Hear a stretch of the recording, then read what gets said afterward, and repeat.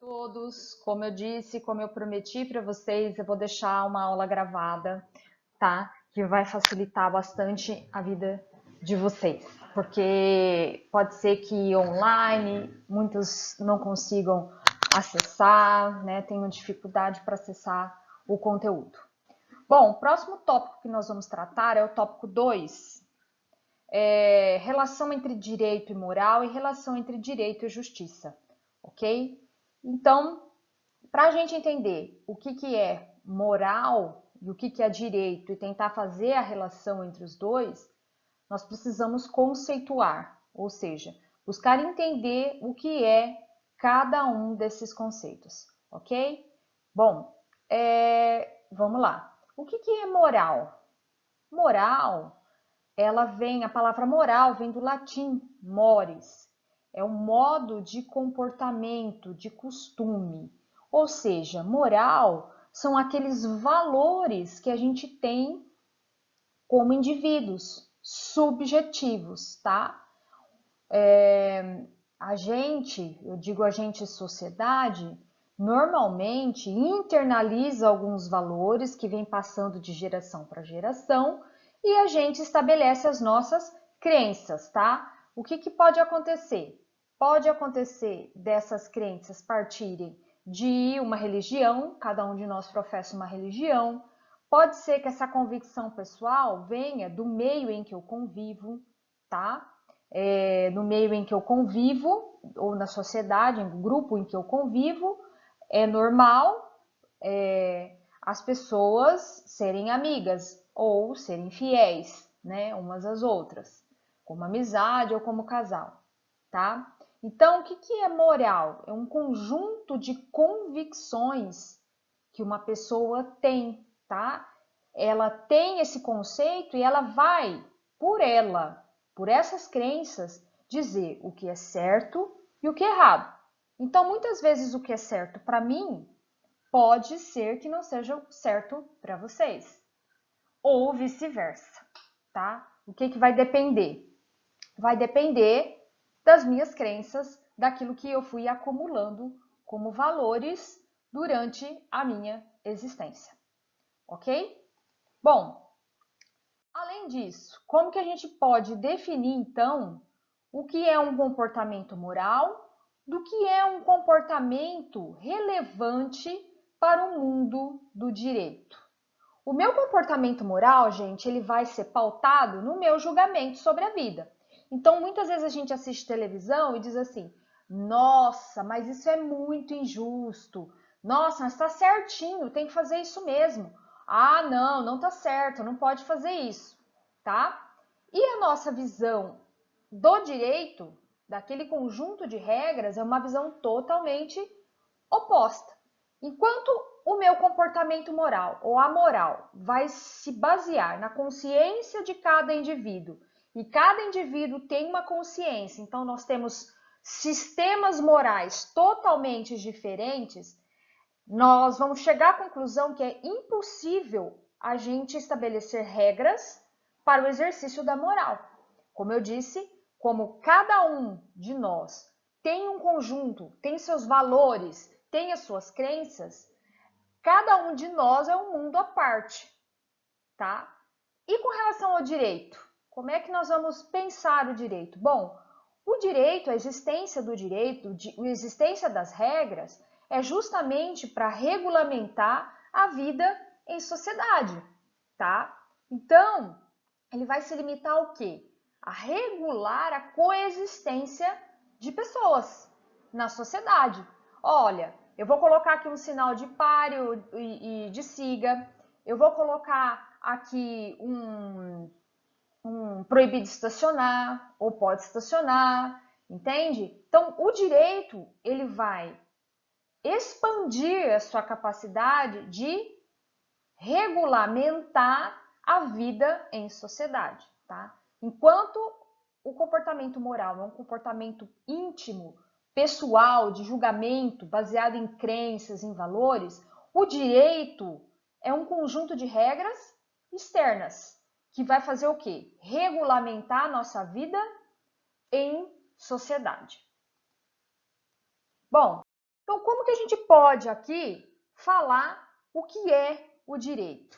Bom, o direito, gente, se exterioriza ou se expressa através de regras de condutas que têm no seu comando sanções, tá? Então, o que é o direito? Para fazer uma comparação entre direito e moral.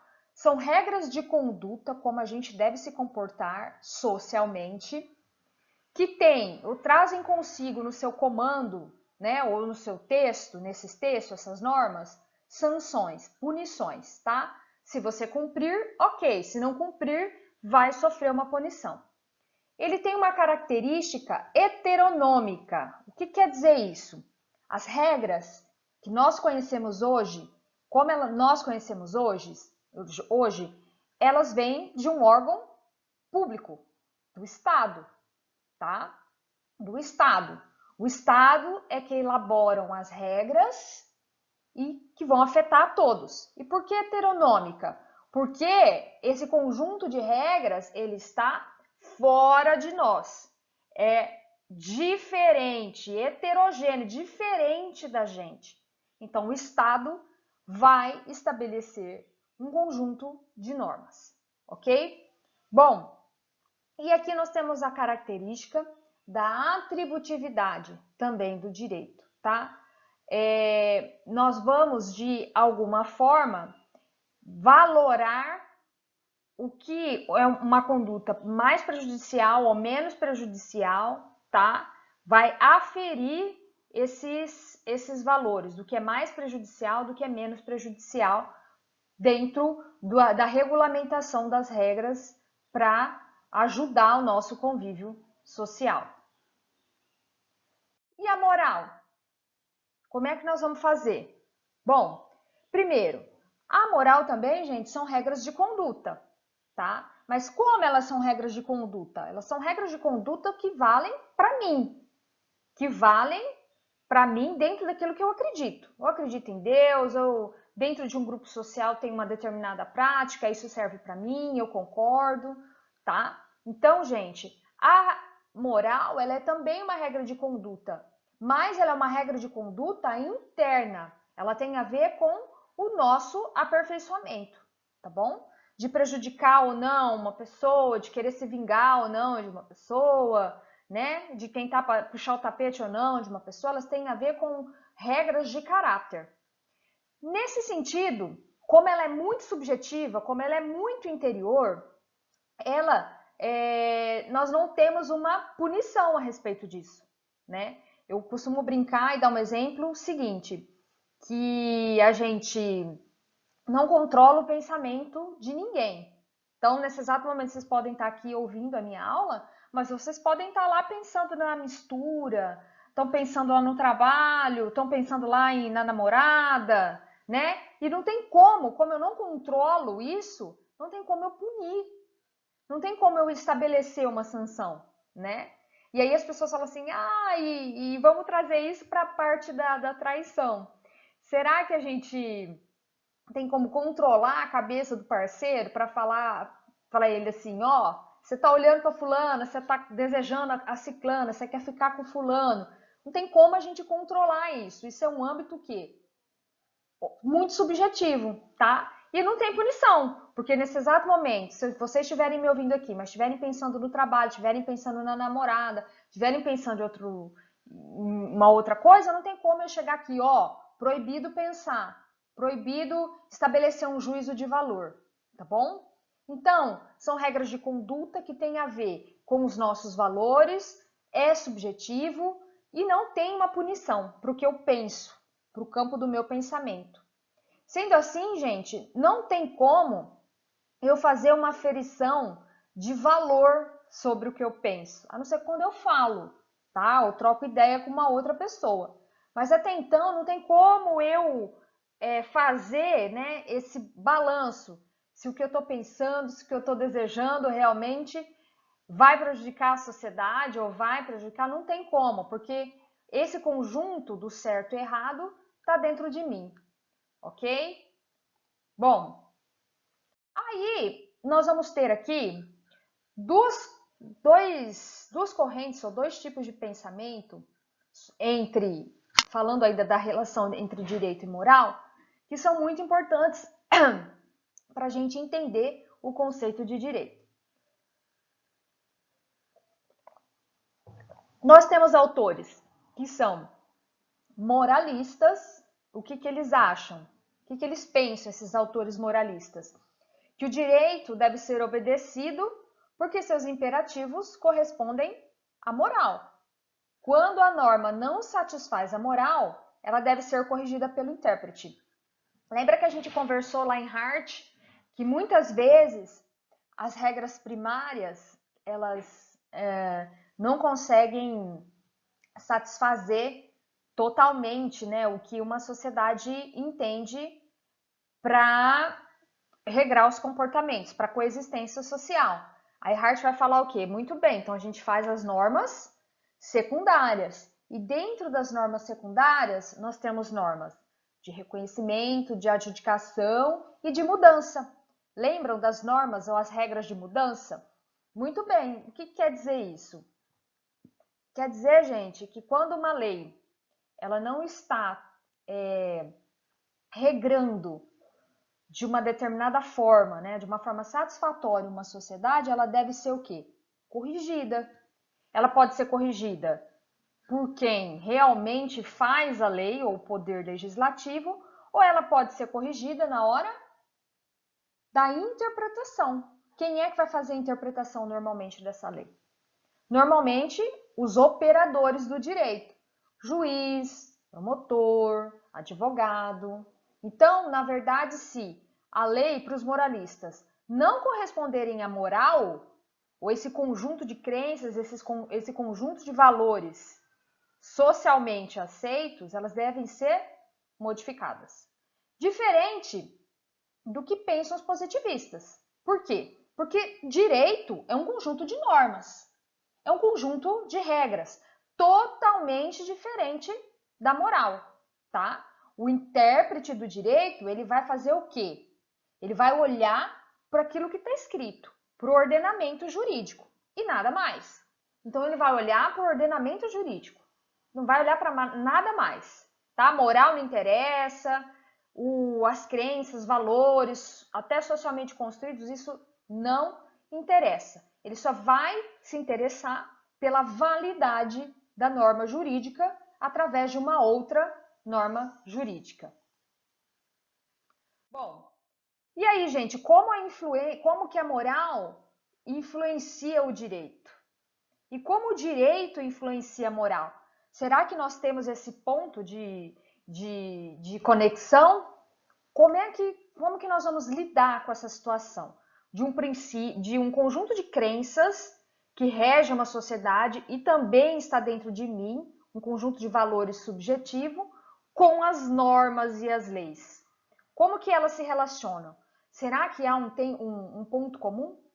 Bom, nesse caso, nós vamos dizer que a moral pode influenciar no direito, na medida em que as normas criadas pelo legislador, as regras criadas pelo legislador, elas tentam satisfazer as expectativas da maioria da população. Acho que eu expliquei isso para vocês na outra aula, né? Que o que vai acontecer? O direito vai tentar regrar a maioria das situações que tem na sociedade, mas pode ser que tenha uma situação ali que saiu fora do controle? Tem. Então, nesse caso aí, os legisladores devem atender ao que a sociedade entende como certo. Dessa forma, os legisladores, eles devem evitar de elaborar normas que contrariem a moral.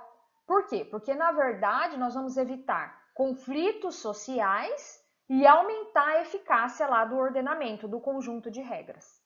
Tá bom? Bom, e qual é a influência do direito na moral? Muitas vezes, gente, o conjunto de regras, as normas, né, um conjunto de regras que a gente tem na sociedade, elas influenciam, elas freiam atitudes humanas. Como? Ah, então, tem uma vaga de garagem ali em frente da farmácia. Ai, eu fico louco para estacionar meu carro ali, porque eu preciso ir na farmácia rapidinho, era só descer, então eu quero colocar meu carro ali em frente da farmácia. Mas o que está escrito ali? Ó, essa vaga aqui é reservada para deficiente físico ou alguém com necessidade especial ou idosos. Aí o que eu faço? Tem que obedecer. Por quê? Porque senão eu posso ser multado. Mas na verdade, o que está por trás dessa regra é um princípio de respeito ao próximo, de consideração por aqueles que têm uma necessidade especial, que têm algum tipo de deficiência ou dos próprios idosos. Então, nesse caso, o direito, as regras colocadas ali pelo direito, elas acabam influenciando as pessoas a pensar o que é moralmente correto, tá bom? Ok?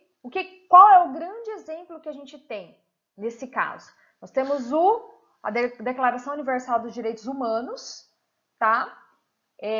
O que aconteceu? São regras que vão falar sobre o princípio da dignidade da pessoa humana, sobre a liberdade de ir e vir, sobre a questão dos estados, os estados democráticos, o que eles têm que fazer para garantir, né, educação, o mínimo existencial para as pessoas. Então, tem um conjunto de regras ali na Declaração Universal dos Direitos Humanos que forçam os governantes, que forçam as pessoas a agirem de uma forma correta ou de uma forma mais justa, certo?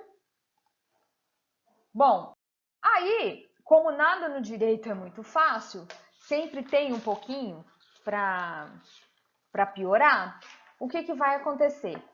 Nós vamos ter teorias para explicar a relação ou não entre o direito e a moral. Então, nós vamos ter teorias que vão tentar explicar a relação ou não entre direito e moral, tá? No primeiro momento, a gente tem que pensar que o direito e a moral, há pessoas que vão pensar que eles são, na verdade, uma coisa só. Então, eles são conexos.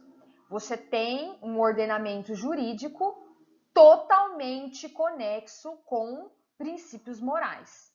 Há quem pense desse jeito. É um pensamento moderno? É um pensamento contemporâneo? Não, a gente vai pensar numa conexão completa entre direito e moral quando a gente fala dos ordenamentos antigos, arcaicos. Por quê? Porque a justiça era baseada, vocês lembram disso? Era baseada na lei do mais forte, naquilo que a sociedade vinha por costume aplicando. Então, havia ali uma conexão entre moral e direito, tá? Muito bem. Aí, nós tivemos aqui, tem dentro dessa teoria da conexão, nós temos outros pensadores que vão trazer outras teorias para explicar essa relação de direito e moral. Não dá para você achar que tudo que você vai colocar ali no seu ordenamento jurídico tem que se pautar em crenças, em convicções pessoais, né? Aí não dá, não tem como. Então, o que na verdade, a teoria do mínimo ético vai trazer para vocês? Jeremias Bentham, tá? Ou George Jelinek. O que eles vão falar a respeito da intersecção ou da conexão entre direito e moral? Eles vão falar que o direito representa apenas um mínimo da moral, tá? E é obrigatório, isso é obrigatório até para a gente conviver bem em sociedade. Então, o que eles acreditam? Que grande parte dos nossos comportamentos, ele é regido pela moral, tá? Pela minha crença pessoal, pela minha educação, pelos meus valores. E o direito, o que ele vai fazer? Ele é uma parte pequena dentro desse sistema moral, tá bom? Então, eu tenho uma parte grande que explica o quê? A minha convivência em sociedade, dentro dos meus princípios, dentro daquilo que eu acredito, dentro das crenças sociais, e tem o direito regulando uma parte disso. Qual que é o grande exemplo, professora? Que a gente pode dizer, né, que o direito, nesse caso, está regulando uma parte da moral. Quando a gente fala da lei de ficha limpa, quando a gente fala da lei de improbidade administrativa, nós estamos dizendo que temos a teoria da amoralidade parcial do direito. Vamos lá. Esse jurista aqui, gente, o Miguel Reale, é um jurista muito famoso, tá? Vocês vão ouvir muito falar dele. É uma pessoa que pensou o direito muito fora da casinha, tá? E tem livros, tem publicações, e é uma pessoa muito, muito bem referenciada dentro, principalmente da disciplina que nós vamos estudar, tá? Bom, o que ele vai dizer para tentar explicar essa relação de direito e moral? Bom, ele vai trazer para a gente a teoria da amoralidade parcial do direito. O que ele vai dizer? Bom, existe um campo comum entre o direito e a moral, mas eles não se confundem. Então, direito, conjunto de regras positivado, mediante sanção, que vem do Estado, e moral, crenças, valores, tá? Não tem punições, não tem sanções, são comportamentos repetidos que vêm de uma sociedade, que vem de geração para geração, tem a ver com o nosso caráter. Então, eles não, na verdade, não se misturam. Mas, na verdade, eles podem conversar. Tem um ponto aí de intersecção. Cada um é uma coisa. E eles podem conversar. Como? Bom, na verdade, certos campos do direito não possuem moral plena, tá? Você não vai falar, por exemplo, em definição de tributo, né? Você vai pegar uma definição lá de tributo, do que é contrato, e trazer um aspecto moral para isso. Não, você tem uma questão prática ali para resolver, tá? Você vai falar contrato, junção de vontades entre duas partes, não, instrumento.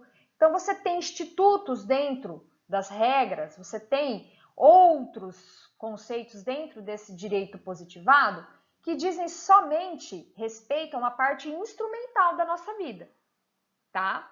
Instrumental. Em compensação, nós temos uma conexão, uma parte aí que vocês vão ver no círculo, de conceitos trazidos por direito que são influenciados pela moral, que eu disse ali em cima. Lei de improbidade administrativa. Nós temos dentro da nossa Constituição os direitos sociais, tá?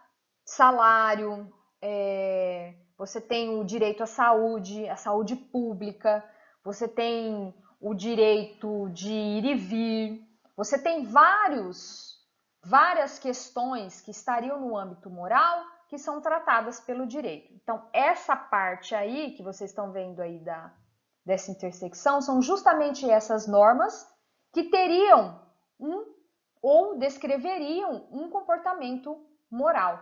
Então, moral é uma coisa, direito é outra. Mas dentro do nosso ordenamento eu posso ter normas que conversam com a moral, tá? Então, o que eu trouxe aí como exemplo para vocês? Nós temos a sinalização de trânsito, né? Siga, tem o verde lá, siga, o vermelho pare, né? O que as pessoas fazem normalmente? Furam o sinal, tá?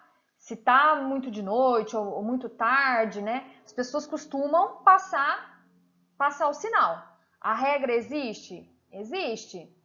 Ela tem uma questão com a moral, essa regra aí, essa sinalização? Tem.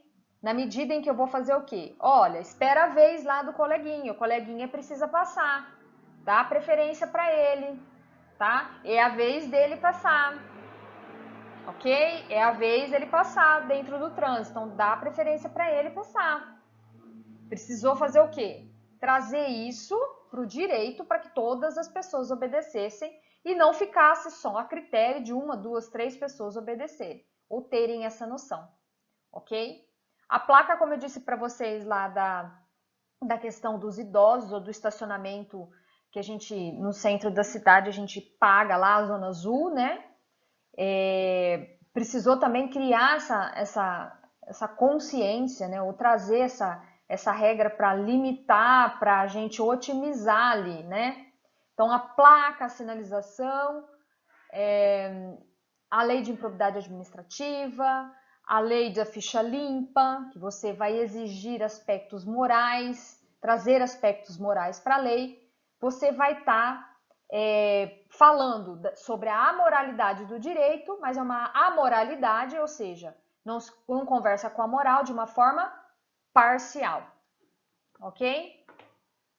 Bom, aí, gente, tem um conceito muito importante que eu quero dizer para vocês aqui sobre direito e justiça, tá?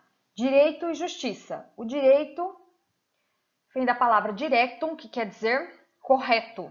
Justiça também vem do latim e quer dizer correto, direito, tá? Então, a maioria das pessoas que vão trabalhar com direito, com os operadores do direito, acreditam que a aplicação do direito consiste na busca ou na imposição da justiça. A gente vê adesivo no carro, sem advogado não se faz a justiça, e lelele. Então a gente vê algumas colocações aí que vocês devem estar acostumados quando andam na rua a prestar atenção. Mas na verdade, gente, a justiça é um conceito muito amplo, tá? Nós tivemos a oportunidade de falar sobre justiça distributiva, justiça retributiva, comutativa, acho que vocês lembram disso, né? A gente estava falando sobre esse conceito de justiça.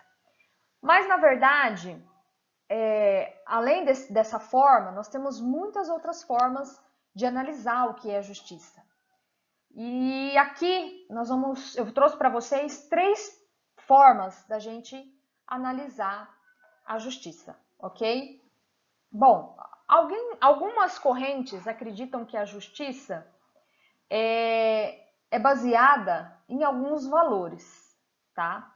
Esses valores, eles vêm de muitos e muitos anos. Então, o que é justo? São esses valores que viriam atravessando aquela ordem cronológica de década para década, de milênio para milênio. O que é justo lá na Grécia Antiga seria justo aqui na nossa sociedade contemporânea. A gente sabe que, na verdade, isso não é possível. Não é possível. Porque o que era justo lá na sociedade antiga, quando a gente fala de Grécia? Eles tinham uma sociedade pautada na escravidão. Então, a justiça, baseada até num ideal igualitário, seria o mesmo ideal de justiça que a gente tem aqui hoje? Será? Não tem como a gente fazer esse transporte, né? Ou falar que a justiça é um conceito absoluto. Não é. Aí nós temos uma corrente, que é o historicismo, e vai falar que apesar de mudanças dos valores sociais, tem uma parte variável que as pessoas aceitam como imutável, tá? Então, imutável. Então, conforme vai passando o tempo, né, os valores sociais vão mudando e as pessoas vão agregando, né, valores a um valor histórico já consolidado, tá? E nós temos também a corrente do relativismo, que acredita que, na verdade, a gente não tem como identificar valores justos, tá? Valores justos. Bom, muito bem. As correntes B e C, o historicismo e o relativismo, elas vão concordar no seguinte ponto, que a justiça aqui depende dos fatos históricos, do tempo e de espaço, dos fatos, do tempo e do espaço, tá? Que as situações vão acontecendo. Eu sempre falo isso para vocês. Nosso conceito de direito, ele varia muito de acordo com as sociedades em que nós vamos analisá-lo. O direito da Idade Média, existem institutos que influenciam o nosso direito atual, Mas o direito lá da Idade Média não é o direito contemporâneo. Apesar de a gente ter herdado institutos, ter herdado ferramentas do direito da Idade Média, ok? Então, o relativismo e o historicismo, eles vão considerar o quê? Que a justiça vai depender, o conceito de justiça, o que a gente entende por justiça, vai depender muito de um momento histórico, do tempo, do espaço, lugar onde é que você está vivendo, né? Do que está acontecendo, qual o teu contexto social, político, né? De que você está vivendo. Muito bem. Nesse instante, nós vamos encontrar aqui então um paradoxo.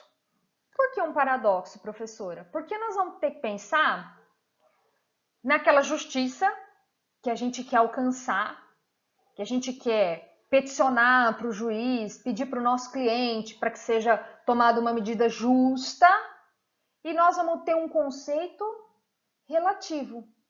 Tá, mas que justiça que é essa que eu quero dar para o meu cliente? É só ele ganhar a causa? Mas e o que perdeu? Será que ele vai achar que a decisão do juiz me dando provimento à minha causa, ou dando provimento ao meu recurso, né? Me absolvendo, será que a pessoa prejudicada ela vai achar que aquela decisão foi justa? Então, na verdade, a gente precisa estabelecer, para não ter esse paradoxo, critérios objetivos, tá? E aí, qual o critério, primeiro critério objetivo que a gente vai pensar quando a gente vai falar em justiça? Em igualdade. Então, eu faço a justiça à medida que eu trato as pessoas de uma forma igual. Mas tá, como é tratar os iguais de forma igual? Como é que seria essa igualdade? Se eu quero buscar um critério objetivo para definir justiça, será que se eu me pautar pela igualdade, o princípio da igualdade, eu consigo saber o que é justo, o que é injusto, o que é certo, o que não é certo? Bom, aí se levanta um outro tipo de discussão. Por quê? Porque nós não temos parâmetro de quem é igual com quem. De quem é igual com quem, tá? Então, vamos lá. A gente precisa estabelecer critérios objetivos para entender o que é justiça, tá? A gente vai sair só do conceito de tradição. Nós vamos sair desse conceito e tentar estabelecer um critério racional para saber o que é justiça. Quando a gente tenta fazer isso, o que a gente faz? Busca pelo princípio da igualdade, tá? Tratar os iguais de forma igual. Mas quem são esses iguais? De que forma eles seriam tratados igualmente? Entendem?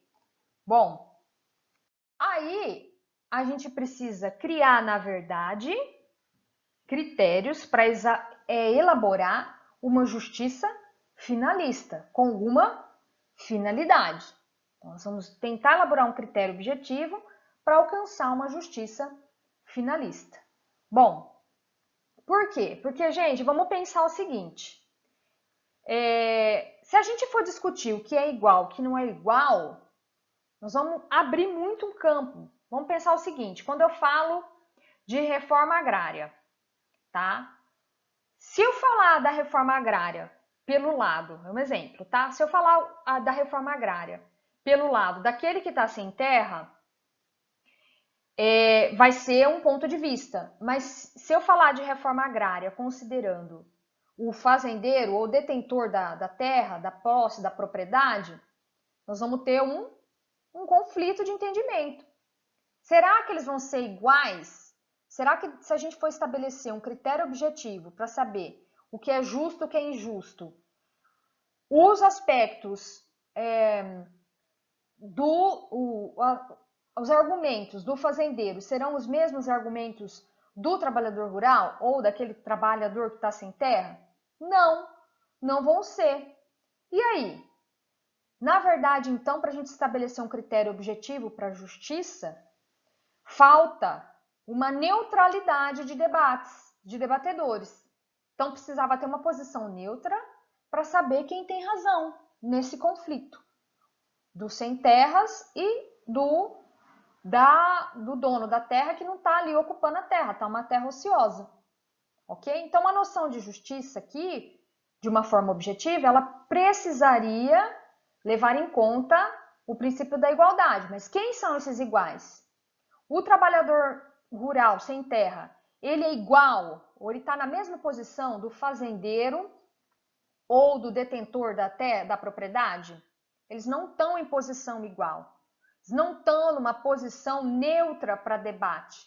Então, como que nós vamos dar a justiça, ou estabelecer um critério para a justiça dessa forma? Bom, aqui vocês vão ter um vídeo aí no material de vocês sobre John Rawls e a teoria da justiça. Eu vou deixar esse slide aqui disponível para vocês, tá? Mas eu quero que vocês assistam esse vídeo também, que vai ter uma explicação muito boa a respeito da teoria da justiça, ok? Então é isso, eu encerro por aqui. Espero que vocês tenham gostado. Lembrando que dúvidas eu vou estar disponível no chat, na hora, no horário e no dia em que vocês teriam a minha aula presencial, tá bom? E me dê um feedback, pode dizer que vocês estão gostando, se vocês não estão gostando, vocês gostaram desse esquema de aula, e esse material aqui eu vou disponibilizar para vocês, tá bom? Então é isso, leiam o material e façam atividade entre direito e moral é em dupla, ok? Beijo, até a próxima!